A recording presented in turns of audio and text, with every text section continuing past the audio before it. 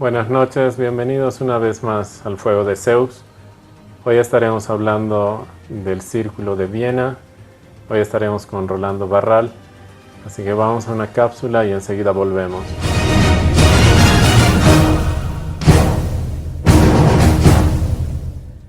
El Círculo de Viena fue un organismo científico y filosófico formado en 1921 y disuelto definitivamente en 1936.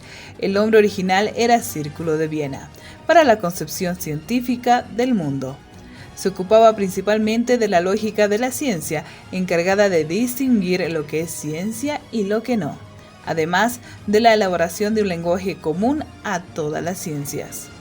La posición filosófica del Círculo de Viena se llamó empirismo lógico, positivismo o neopositivismo.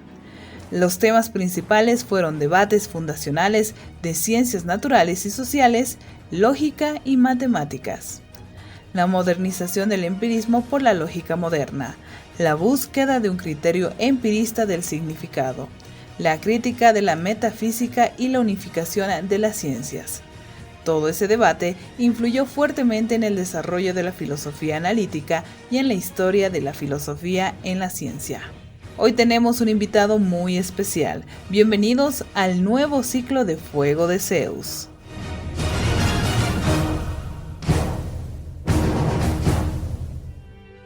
Bien, ahí teníamos las imágenes del Círculo de Viena y como les había dicho, hoy viene Rolando Barral, para hablarnos de este tema. Bienvenido, Rolando. Muy buenas noches, Eduardo Pacheco. En realidad es un honor poder participar en este segundo programa sobre el tema de epistemología, en este caso el Círculo de Viena. Así es, querido Rolando. Bueno, en un programa anterior nos había hablado de lo que es epistemología. Y bueno, hoy le toca con el Círculo de Viena y queremos primero recordar un poquito lo que significaba esta palabra, así que si podemos comenzar por ahí, por favor. Sí. Rolando. En realidad es importante contextualizar, ya que en el mundo entero se habla de epistemología y otros conceptos afines, por ejemplo, filosofía de las ciencias, se habla de historia de las ciencias, de sociología del conocimiento, psicología del conocimiento, pedagogía del conocimiento, y con Piaget te recordaba, bueno, en la anterior entrevista hablábamos de el sujeto epistémico, del ser humano, que obviamente es el que desarrolla el conocimiento como ente individual y colectivo, y en el contexto latinoamericano es importante analizar también la descolonización epistémica, ¿no? Hay varios autores que hablan, por ejemplo, del epistemicidio, o sea, hablando de la muerte de los saberes que se da por un lado, y por otro lado de esta suerte de colonialismo a nivel de lo que significa también la ciencia, y como una línea, digamos, de apertura de horizonte de un pluralismo epistemológico, o lo que hablan otros como politeísmo epistemológico, es decir, una pluralidad de comprender las corrientes epistémicas. Ahora, ¿qué importancia tiene para nuestro país, para América Latina, esta temática? Es el cuestionarnos sobre el rol de la ciencia. En este momento de pandemia, por ejemplo, ahí se ve la dependencia, ¿no? Estamos esperando las vacunas, ya va a ser casi un año, y las vacunas no se han difundido, y eso tiene que ver con ciencia, tiene que ver con epistemología y las relaciones de asimetría de los países del tercer mundo con relación al primer mundo. Y ahí podemos ver la dependencia. Entonces, de eso se trata, queremos nosotros contextualizar para poder entender y llegar a la gente, que es lo más importante, llegar a la gente, problematizarnos y buscar salidas y horizontes en el plano científico. Así es, sí. ¿Cómo entra la epistemología en el Círculo de Viena? O sea,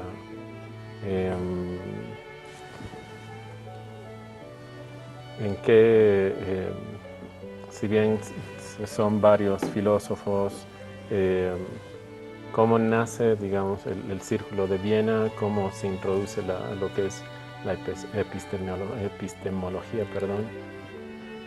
Son un conjunto de científicos, físicos, matemáticos, también había economistas. Ahí está, por ejemplo, Mortis Shields, Carnap, Rudolf Carnap y otros, quienes en la Universidad de Viena se reúnen para pensar, reflexionar sobre la propia ciencia. Ahora, ¿cuál es el contexto? Obviamente esto ocurre en Europa. ¿Cuál es el contexto? Que en 1922, en realidad, donde surge ya el Círculo de Viena, hay un escenario donde la metafísica empieza a cobrar mucha fuerza, ¿no? Mucha fuerza, ¿en qué sentido? En el sentido de la especulación, frente a las ciencias naturales que también estaban en emergencia, creciendo, y obviamente había que darle un discurso científico. Por eso los fundadores del Círculo de Viena son los fundadores de la epistemología, porque es teoría del conocimiento científico. Episteme significa en esa línea ciencia de la ciencia, es la reflexión científica sobre la propia ciencia. En este caso, para darle una discursividad a las ciencias exactas, a las ciencias naturales, frente a la metafísica, que era solamente especulación. Ahora, por eso yo en la anterior entrevista decía, mucha gente de manera muy sesgada analiza el positivismo, por ejemplo, como algo negativo. El positivismo ha cumplido un rol importantísimo en la historia de la ciencia. ¿Por qué? Porque se ha contrapuesto al discurso metafísico, más allá de la ciencia, algo que, por ejemplo, si tú analizas un discurso no de los astrónomos, sino de los astrólogos, ¿no? De los que hacen horóscopos, especulan, etcétera, etcétera, no tiene ninguna base. Por eso ahora es importante en epistemología entender qué es un juicio de valor y qué es un juicio de hecho. Y ahí obviamente el Círculo de Viena ha cobrado un rol histórico porque está apelando a las ciencias exactas, denominadas ahora como ciencias duras, que son ciencias estructuradas con un conocimiento verificable, inclusive matematizable, ¿no es cierto? O sea, todo se demuestra con números. Entonces, ese es el rol histórico del Círculo de Viena, que un conjunto de científicos se reúne para reflexionar sobre el rol de la ciencia y contraponerse desde el punto de vista científico a la metafísica, a la especulación, a la opinática, o lo que en términos también griegos se puede señalar la doxa. ¿Qué es la doxa? Es la opinión. Yo opino lo que me da la gana, juicio de valor, opino sin ninguna base. Pero el conocimiento científico contrasta con la realidad. Por eso es muy importante en este primer inicio hablar del juicio de hecho. El juicio de hecho es aquello que puedes contrastar, que puedes verificar, que puedes comprobar, ¿no es cierto? Mientras la doxa, que es la opinión, es la especulación. Se especula, se dice de todo y no tiene ningún asidero, ninguna base. Es por eso que la ciencia se ha contrapuesto a la metafísica, y el positivismo, ya con Augusto Comte, es el que ha bautizado en realidad como positivismo por el hecho positivo, porque es un hecho que se puede contrastar, verificar, comprobar. Y en la actualidad, el positivismo, aunque no quieran creer algunos epistemólogos, digamos, de una línea que va en contra de las ciencias exactas, es un hecho que existe. Una comprobación simple: nos estamos comunicando con el mundo en este momento gracias a la tecnología. Y la tecnología es el resultado del positivismo, nos guste o no nos guste. Pero ahora, a lo que yo quiero entrar es al horizonte donde hay un pluralismo epistemológico, es decir, de las ciencias exactas, de las ciencias sociales y humanas, que van desarrollándose sus propias epistemes para poder entender al sujeto. Ahora, en eso hay que tener un criterio amplio, abierto, para poder entender a las ciencias exactas, a su episteme, pero también al ser humano, a la hermenéutica del sujeto. Porque ya en la parte crítica vamos a poder entrar, qué crítica se ha hecho, perdón la redundancia, al positivismo, al Círculo de Viena en realidad. Entonces, si me permites un poquito ampliar, ¿en qué consistía este manifiesto de Viena? Porque son conjuntos de científicos, ya te he señalado, que han desarrollado un discurso denominado positivismo, inclusive positivismo lógico. Bueno, voy a ampliar más adelante. Primero, el primer principio es el empirismo. ¿A qué se refiere eso? Que todo se tiene que demostrar con datos empíricos, ¿no? No es simplemente especular, uno se tiene que demostrar. Y eso está en el campo de la economía, en el campo de la física, de la matemática. Todo se tiene que comprobar. El segundo elemento, creo que es el talón de Aquiles del Círculo de Viena, es haber entrado a una lógica inductiva y probabilística. ¿Qué quiere decir eso?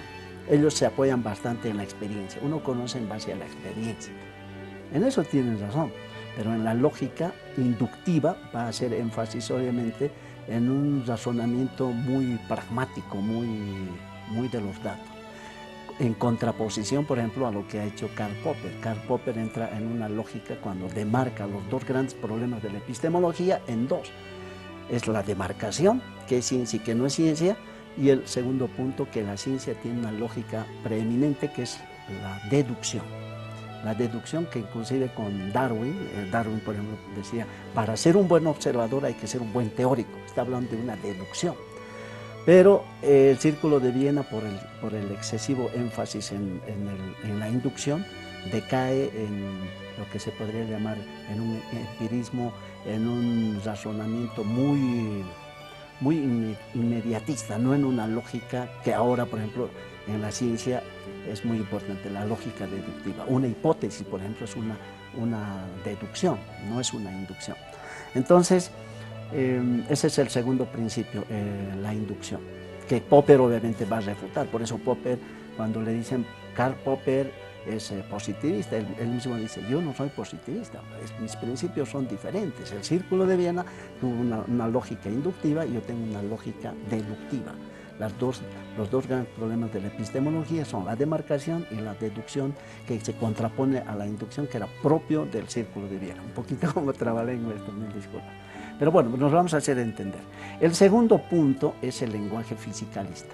¿Qué quiere decir? En el campo de las ciencias exactas, H2O es válido para todos los científicos, pero en el campo de las ciencias sociales y humanas todo lo ponen a valoración, y si entra el análisis ideológico con mayor razón y no se ponen de acuerdo casi en nada. Entonces, por eso se ha denominado ciencias exactas al positivismo lógico, y ciencias blandas a todas las ciencias sociales, humanas, psicología, pedagogía, etcétera, etcétera. Pero desde el campo de las ciencias exactas es importante, es el lenguaje fisicalista que se apoya en la física, en la matemática. El lenguaje de la ciencia es la matemática. Por eso es importante y por eso hay una preeminencia en los propios científicos de autodenominarse o autodenominar ciencias exactas frente a las ciencias blandas, que es la sociología, por ejemplo, ¿no? El cuarto punto... Antes de entrar al cuarto punto, vamos a una pausa, por favor. Sí, claro. Rolando, vamos a un corte y en un minuto retornamos.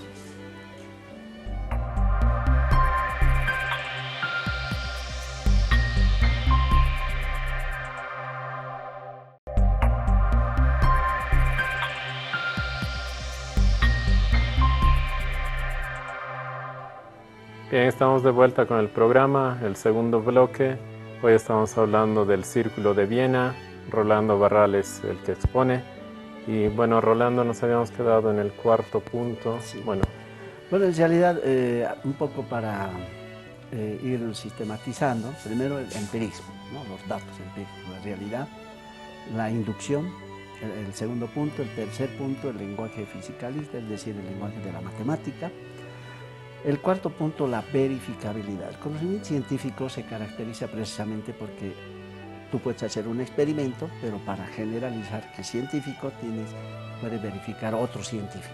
O sea, verifica con los mismos elementos esa problemática. Y eso acontece en el campo de las ciencias exactas, de la física, de la química, etc. El quinto punto es el atomismo lógico. Se refiere concretamente a los procesos lógicos de la ciencia. Y por último, que es una reivindicación, digamos, del Círculo de Viena, la unificación de la ciencia. Porque hasta ese tiempo y hasta ahora se han dividido en dos grandes campos, ¿no? Las ciencias exactas, ciencias denominadas duras, y las ciencias blandas, la sociología, etc. Entonces, inclusive Marx tiene una hipótesis muy interesante cuando señala que va a haber un momento en el desarrollo de la humanidad, que las ciencias naturales, las ciencias exactas van a incorporar a las ciencias sociales. Y las ciencias sociales y humanas van a incorporar a las ciencias exactas. Está hablando de una hipótesis hacia el futuro. Esa es una hipótesis brillante que plantea Marx. Y el Círculo de Viena, en 1922, está planteando precisamente la unificación de la ciencia en el sentido de que ambas se necesitan. Y en la vida real están unidas, solo que por cuestiones, me imagino, más ideológicas que científicas se separan. Ahora, en la realidad actual, ¿cómo se está dando este proceso de unificación en la práctica? La inter y transdisciplinaridad, que son ya avances. Por ejemplo, la neuropsicología, la neurolingüística están fusionando más que separar. Entonces, esos 6 puntos pueden caracterizar, por un lado, los principios del Círculo de Viena. Pero para contextualizar un poco, porque no solamente es este acontecimiento, hay un autor que es Ernest Mach, que va a plantear, en otras palabras, es un físico austriaco que ha desarrollado toda una corriente, se llama la corriente empiriocriticismo, ¿no? Que es una especie de discurso precisamente de esa corriente en la que está el Círculo de Viena, donde lo importante es la demostración, el dato empírico, la objetividad. Pero le da un discurso muy objetivista en el sentido de que no encuentra un horizonte dialéctico.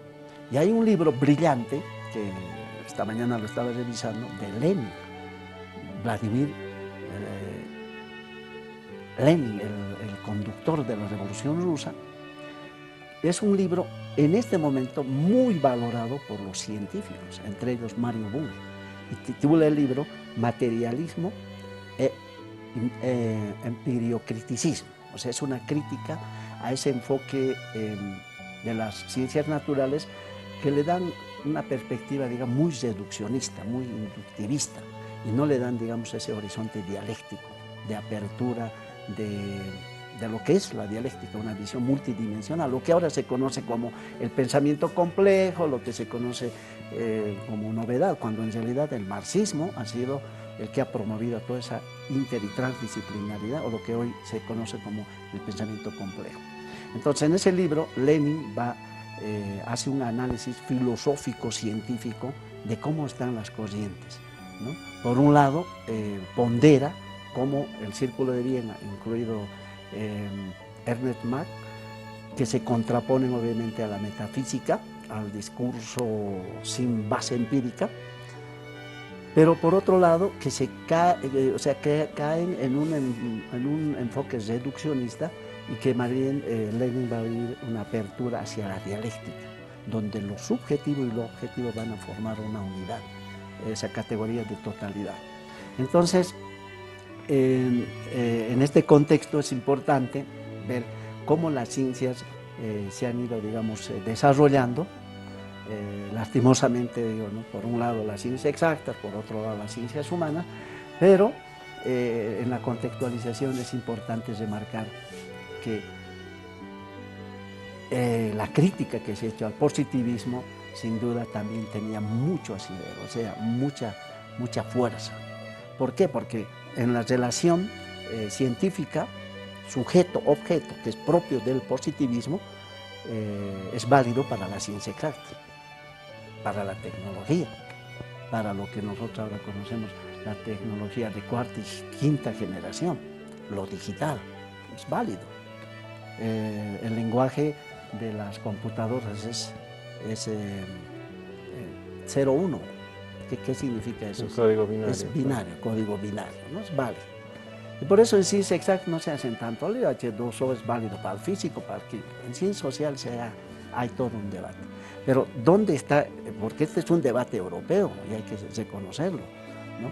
Ahí está Heidegger, ahí está Gadamer, ahí está Husserl, que va a plantear precisamente la crítica, que inclusive que estos 3 filósofos que he mencionado ya habían sido antecedidos en la crítica por Nietzsche, en el sentido de que si bien se está analizando la ciencia, la relación sujeto-objeto, ¿dónde está el sujeto hermenéutico? ¿Dónde está la subjetividad? Al final de cuentas, eso Husserl va a plantear precisamente eso, ¿no? ¿Quién hace la ciencia?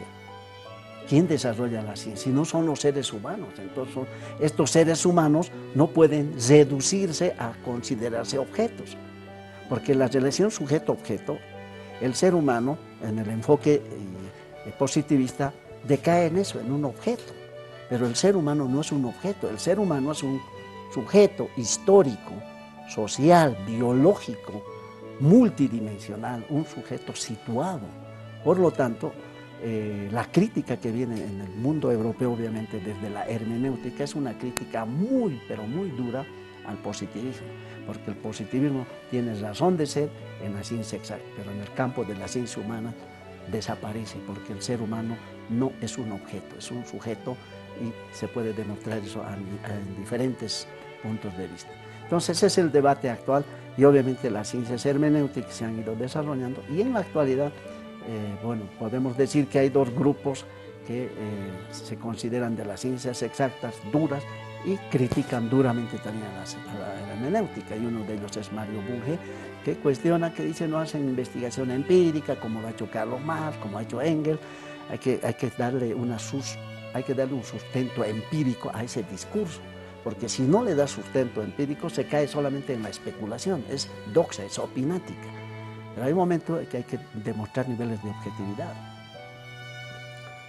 Cuando hablamos, bueno, cuando se dice Círculo de Viena, hoy por hoy se puede traducir a un tipo de congreso. Este círculo, que dura poco tiempo, ¿no? Pero el Círculo de Viena, en su momento, con estos debates, con como vos dices, con las ciencias, ¿cuánto tiempo ha durado?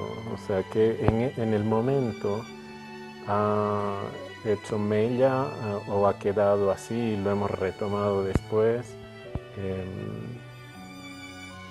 Ha sido un tipo por decirlo, de institución que, bueno, valga la redundancia, se ha instituido y han sido debates, investigaciones durante mucho tiempo, o ha sido, como te decía hace ratito, uno lee Círculo de Viena y puede imaginarse nada, un congreso donde se juntaron y hablaron, debatieron y listo, chao, ¿no?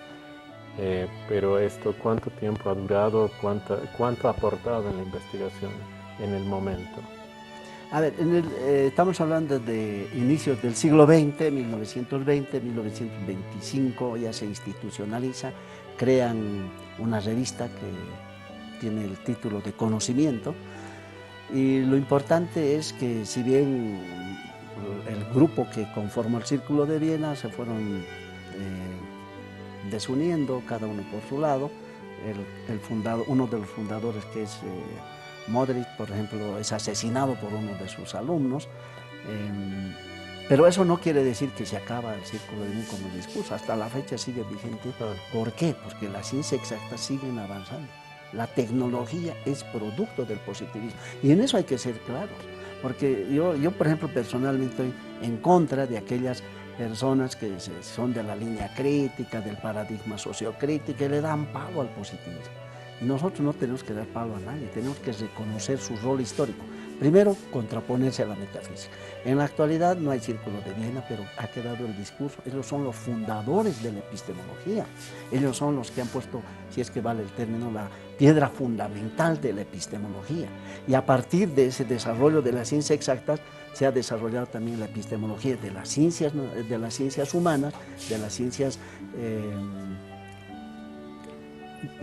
sociales, que es muy importante para recuperar al sujeto, en este caso al ser humano, como sujeto, y no tanto como objeto, sino como sujeto que tiene su intersubjetividad, que tiene sensibilidad, que tiene cognición, etc. Entonces, en la actualidad, por ejemplo, se puede, si somos un poco ecuánimes, hay que reconocer el rol histórico del positivismo, pero también reconocer la crítica que se le ha hecho, y en esa crítica, sin duda, las ciencias naturales, las ciencias humanas y sociales se han ido desarrollando y cumpliendo su rol histórico, creo que, por ejemplo, los principios que se plantea o se planteaba el Círculo de Viena. Empirismo. Yo creo que la ciencia, si se caracteriza diferente a un conocimiento no científico, están los niveles de objetividad. Ahora, hay objetividad, hay toda una discusión sobre eso, pero tampoco vamos a caer en la simple especulación. La ciencia, en ciencias exactas o en ciencias humanas, tiene que demostrar niveles de objetividad. No será con los mismos parámetros, con otros indicadores, pero sí, porque de lo contrario solamente es especulación y no ciencia. El otro elemento fundamental es el lenguaje. El lenguaje, con Wittgenstein ya en el Círculo de Viena, por eso se ha denominado positivismo lógico, porque tiene un lenguaje, tiene una estructura de pensamiento, es que toda ciencia obviamente va a desembocar en la generación de categorías. Y cuando hablamos de categorías, hablamos de conceptos fundamentales y de lenguaje. Por eso el positivismo lógico también ha cobrado un papel histórico. Pero no son las únicas paradigmas. Ahí está la dialéctica, está el pensamiento complejo. Estamos hablando de corrientes epistémicas que le hacen mucho bien al desarrollo de la ciencia. Ahora, el otro punto que habría planteado el Círculo de Viena, la unificación de la ciencia. Ciencias exactas por un lado, ciencias sociales y humanas por otro lado. Ellos que plantean la unificación.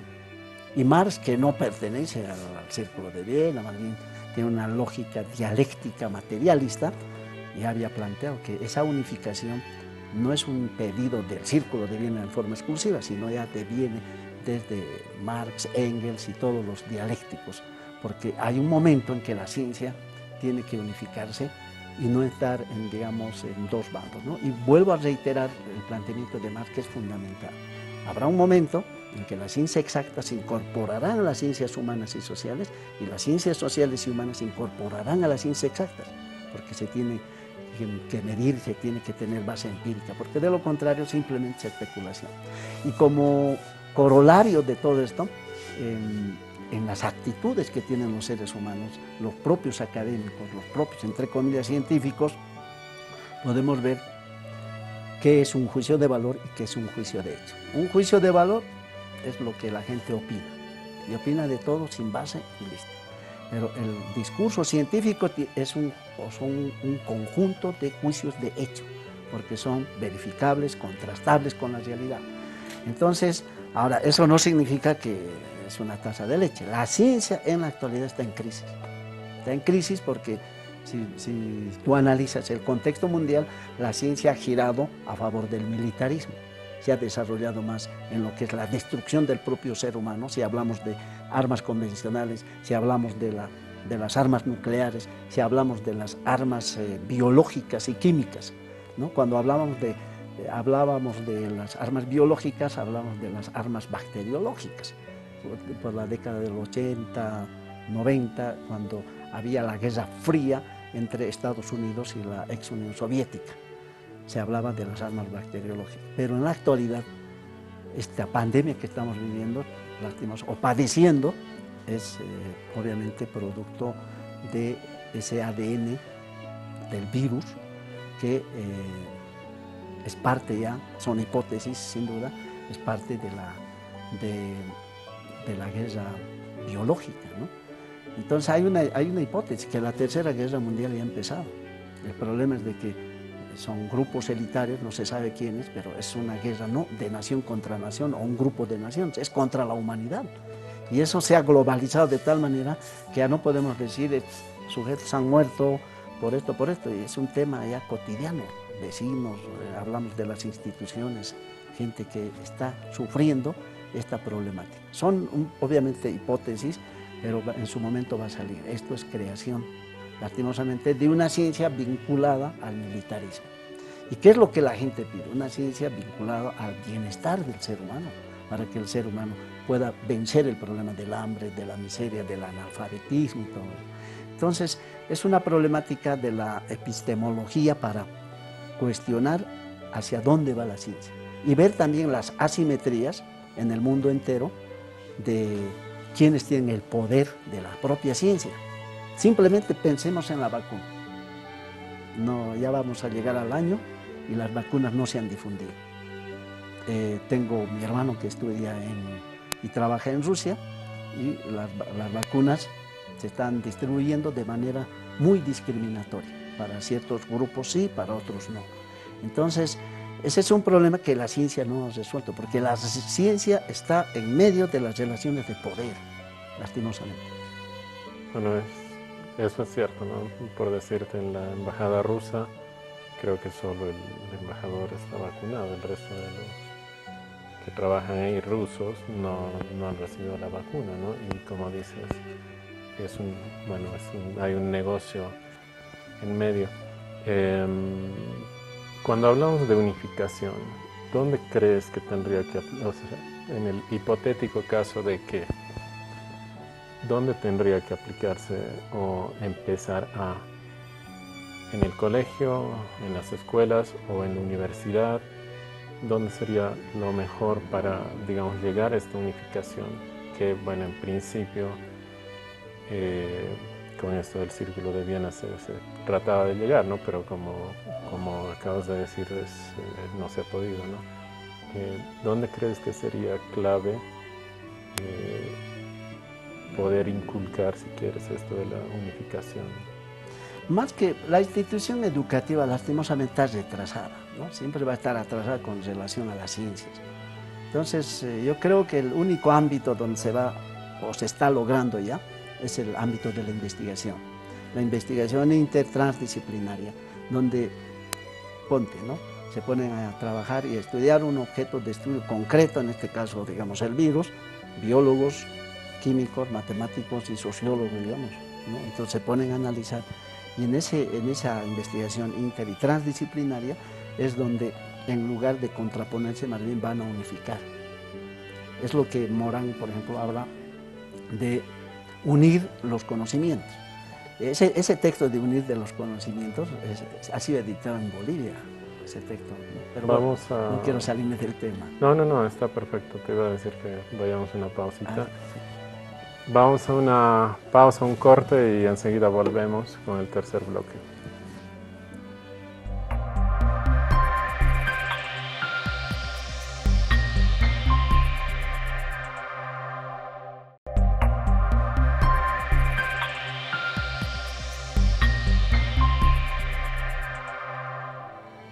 Estamos de vuelta con el tercer bloque y estamos hablando sobre el Círculo de Viena. Rolando Barral es nuestro expositor y habíamos quedado en algo, en la unificación de las ciencias. ¿Cómo se podría dar esto, si es que se daría, Rolando? Bueno, en realidad ya se está dando, ¿no? En la investigación, ya te decía, inter y transdisciplinaria, donde hay equipos de investigadores que son de ciencias exactas, ciencias sociales, humanas, se dedican a estudiar determinados fenómenos, por ejemplo, en el campo de la ecología, ¿no? Entonces, ahí aporta sin duda las ciencias exactas, pero también los estudios sociológicos, los estudios psicológicos contribuyen a que en la investigación vaya saliendo, digamos, unos discursos apoyados en ambas partes, diríamos, hablando de la investigación mixta, por ejemplo, ¿no? Lo cualitativo, lo cuantitativo, el contexto, el enfoque dialéctico, etc. Pero, sin duda hay problemas, ¿no? Por eso cuando tú decías, ¿desde dónde podríamos empezar? Desde la escuela, la propia universidad. Sin duda se podría hacer, pero la escuela, la institución educativa como tal, siempre ha estado retrasada con relación al desarrollo de las ciencias. Los aportes de las ciencias ha sido precisamente de esos investigadores que por encima o a pesar de la educación han contribuido.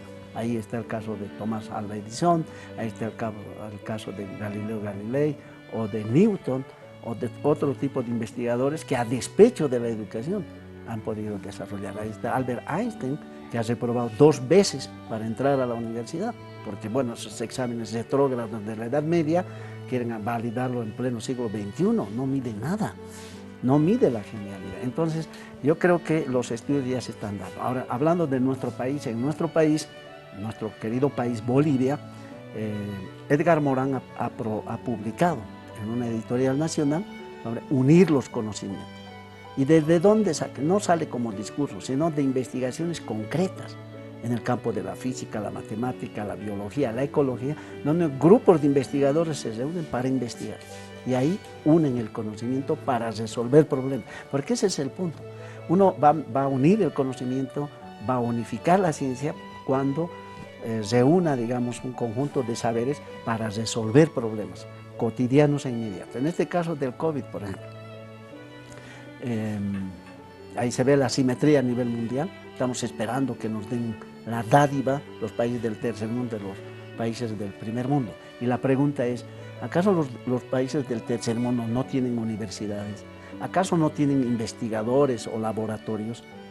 Hay que hacer un análisis también autocrítico, porque si no podemos generar la vacuna, hay problemas de asimetría, hay problemas de financiamiento, hay problemas de concepción, o es que las entidades académicas también han sido absorbidas por un grupo de gente mediocre que en lugar de desarrollar la ciencia solo se dedica a la politiquería, ¿no? Esa es una crítica también a la propia universidad que se debe hacer. Entonces, ese desafío de unificar las ciencias no es tanto, digamos, unir por unir, sino unir en la medida que podamos resolver los problemas que tenemos. Porque un problema natural, en este caso, pongamos el ejemplo, el deshielo del Illimani, es un problema sociológico, es un problema psicológico, es un problema geológico, geográfico, social, es un problema de la ciencia exacta. ¿Quiénes van a resolver? Los investigadores. En programas, ahí sí la epistemología viene como anillo al dedo cuando hablamos de Lakatos. Lakatos había planteado en la epistemología los programas de investigación. Y esos programas de investigación tienen que venir, por ejemplo, de ese diálogo entre Estado y sociedad para resolver nuestros problemas. Y si los países del tercer mundo, por ejemplo, se ponen la camiseta y decir, ¿por qué no podemos generar nuestras propias vacunas? Es fácil decirlo, hacerlo es muy difícil. Ni los países desarrollados han logrado, ni el imperio, que tanto le echan lodo al imperio, ¿no es cierto? Y le culpan de todo al imperio, ni ellos pueden resolver. Tienen la mayor cantidad de muertos por el tema del COVID, si usted analiza los datos. Entonces, ¿qué está pasando? Que esa ciencia vinculada al bienestar humano, ni en el imperio, ni en el primer mundo, se le está recibiendo, digamos, la atención. Por eso en España ha habido una profesional del campo de la salud, cuando le han cuestionado y le han pedido a ella qué podían hacer, que los bioquímicos no podían resolver el problema del COVID, que tal, que cual. Y ella dijo, aquí en mi país, estaba hablando de España, un bioquímico gana 800 euros. ¿Y cuánto gana Messi? Habló de Messi, está en las redes, está en la prensa.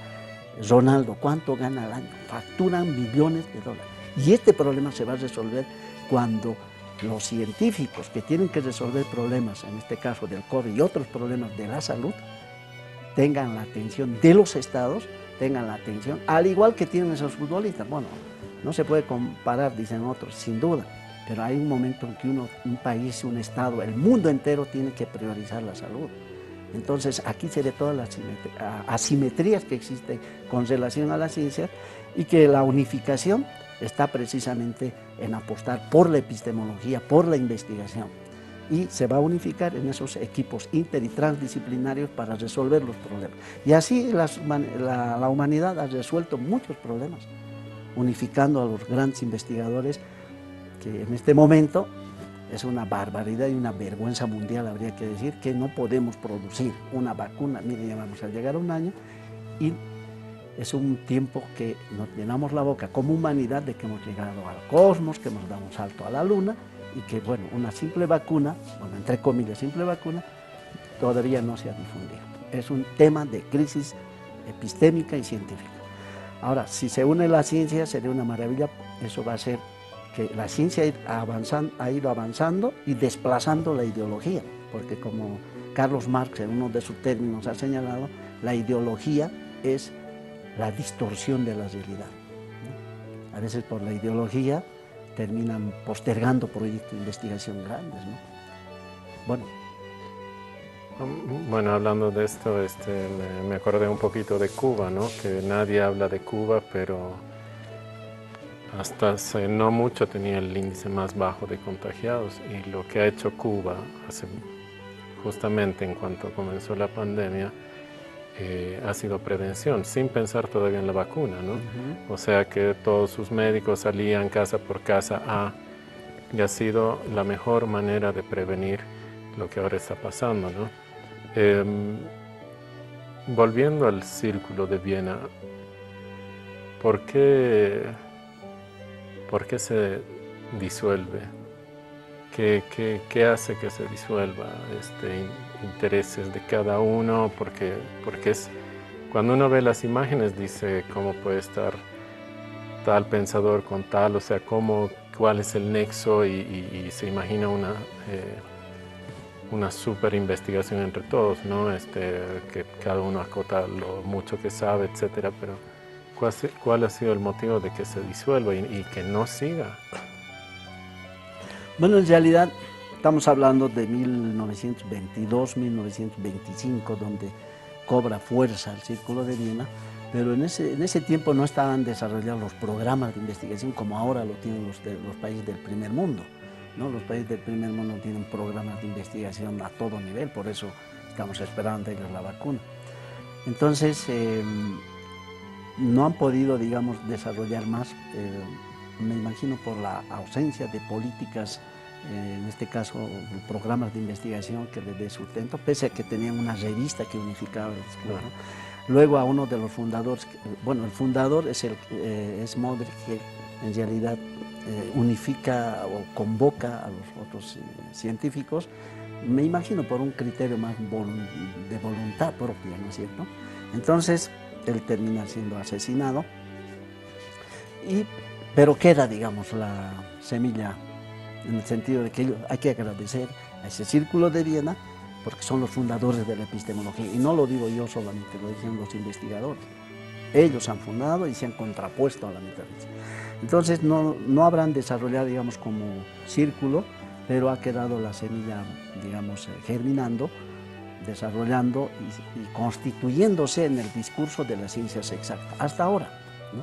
Por eso yo en un debate, por ejemplo, dije, había mucha gente hipercrítica contra el positivismo. Bueno, no están de acuerdo con el positivismo, de acuerdo, agarren todos sus celulares, sus laptops, etc., y bótenlo por la ventana, porque eso es producto del positivismo, les guste o no les guste. Aquí hay que entrar a una visión amplia, en la línea que ha señalado, por ejemplo, Carpo, pero una sociedad abierta, donde cada ciencia o un conjunto de ciencias tiene sus propias epistemes y dejarlas desarrollar. Porque ya si analizas la ciencia con un criterio ideologizado, obviamente estamos perdidos. ¿Por qué? En los países totalitarios, entre comillas, que no es necesario mencionar, los científicos, los literatos, los librepensantes son perseguidos. Y esa persecución no permite el desarrollo de las ciencias, porque para hacer ciencia el ser humano tiene que estar libre y tiene que ser autónomo. En la medida que es manipulado por el Estado, por intereses de poder, obviamente inclusive los eliminan, y eso está demostrado científicamente, que los grandes científicos son perseguidos lastimosamente por los regímenes totalitarios y que no pueden desarrollar. Entonces, en tu pregunta, por ejemplo, ¿por qué no se ha desarrollado? Si bien se ha dejado la semilla plantada, se ha ido desarrollando, el positivismo, por muy detractado que esté, en este caso el Círculo de Viena, sigue existiendo, eso es producto de la tecnología. Ahora lo que hay que abrir y lo que hay que criticar al propio positivismo es precisamente en esa línea de unificación, que el ser humano no es objeto, es un sujeto hermenéutico y necesitamos otro tipo de paradigmas que vayan, digamos, a entender al ser humano en su intersubjetividad, en su multidimensionalidad como ser biológico, social, un ser económico inclusive, etcétera, etcétera, para poder comprender en su totalidad. Y obviamente que en la actualidad, por ejemplo, ¿qué se están creando? Se están creando sociedades científicas donde ya no hay esa frontera, ¿no? Los exactos y los no exactos, las blandas, las ciencias duras, las ciencias blandas, sino equipos interdisciplinarios.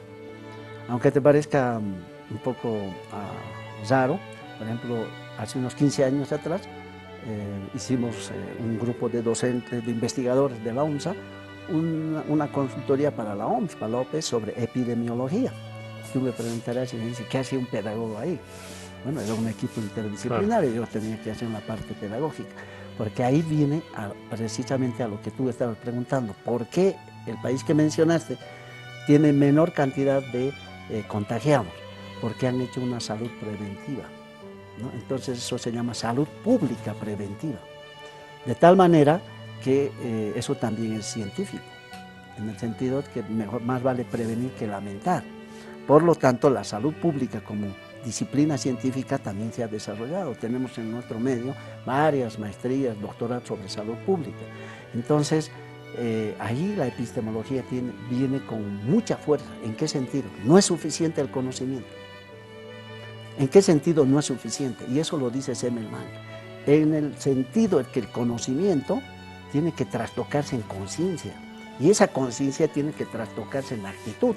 Por eso decía, toditos los que estamos acá del canal, los que nos están viendo, saben, conocen que cada año tiene que hacerse un estudio de su salud, cada año o cada 6 meses. ¿Cuántos lo hacen? No han llegado al nivel de conciencia, al cambio de actitud, a incorporar. Por eso la epistemología con Hugo Semmelmann llega a esos niveles de no quedarse con el conocimiento, sino hacerse conciencia histórica. Y en el mejor de los casos, un diálogo entre conocimiento y sabiduría. No es lo mismo.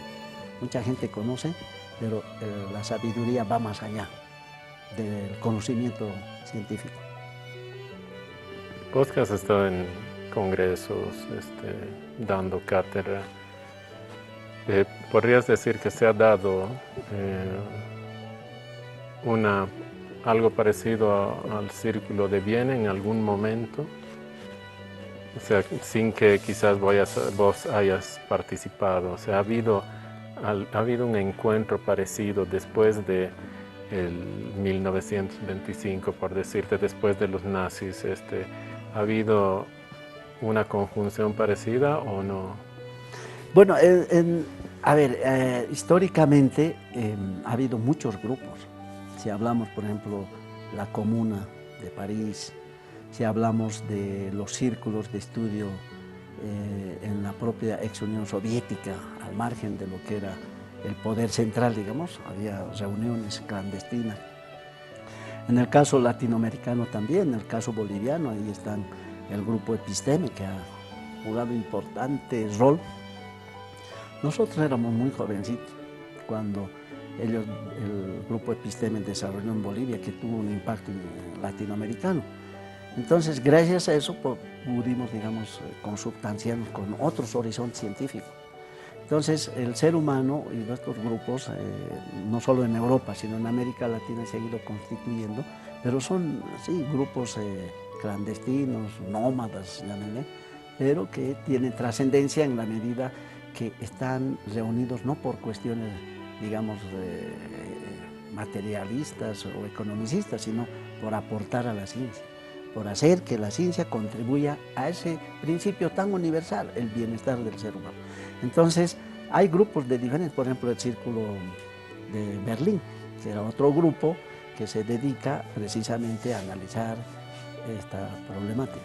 O si hablamos, por ejemplo, de la Escuela de Frankfurt, ¿no? La Escuela de Frankfurt es otra comunidad científica donde está Marcuse, está Habermas, está Erich Fromm, ¿no? ¿Por qué se han reunido? Se han reunido precisamente para cuestionar al poder, para hacer que ese conocimiento que ellos tenían les sirva a la humanidad para buscar nuevos horizontes y no entrar en esa lógica de lo que Marcuse había propuesto, que esta sociedad tecnologizada va a terminar idiotizando al ser humano. Y es tan verdad que recientemente, hace un par de meses atrás, un científico francés ha hecho una investigación en Francia y ha demostrado que los jóvenes de ahora, que son los jóvenes que manejan celulares inteligentes, no son tan inteligentes. Ha demostrado, ha medido que esos sujetos, esos jovencitos, tienen menor coeficiente que sus padres, concretamente en Francia. Es un estudio que se ha difundido. Y eso ya había previsto precisamente la Escuela de Frankfurt. Entonces se han reunido un grupo de científicos para para advertirle a la humanidad. Lastimosamente la humanidad no les han dado importancia. Hemos optado por la tecnología. Nuestros jóvenes de ahora tienen el celular inteligente, pero ellos no son tan inteligentes, ya está demostrado científicamente. Entonces, ¿a dónde estamos yendo? ¿A la idiotización del ser humano? Y esos grupos hay que felicitarlos y agradecer el Círculo de Viena, el Círculo de Berlín, la Escuela de Frankfurt, el Grupo Episteme en Bolivia. Hay que también reconocer. Yo sí he entrado al campo de la epistemología, es gracias a esos grupos, cuando nosotros éramos apenas jovencitos, ¿no? Pero había producción también de texto. Claro. Bueno, Rolando, se nos acabó el tiempo. Te agradezco mucho que hayas venido esta segunda vez y bueno, quedas invitado por una próxima. Con el mayor gusto, un fuerte abrazo y felicitar al canal, a pesar de las circunstancias adversas que tienen. Lo único que puedo decir, mi solidaridad, por lo menos, de apoyo. Gracias, Rolando. Bien, esto fue El Fuego de Zeus. Hasta el próximo programa. Gracias.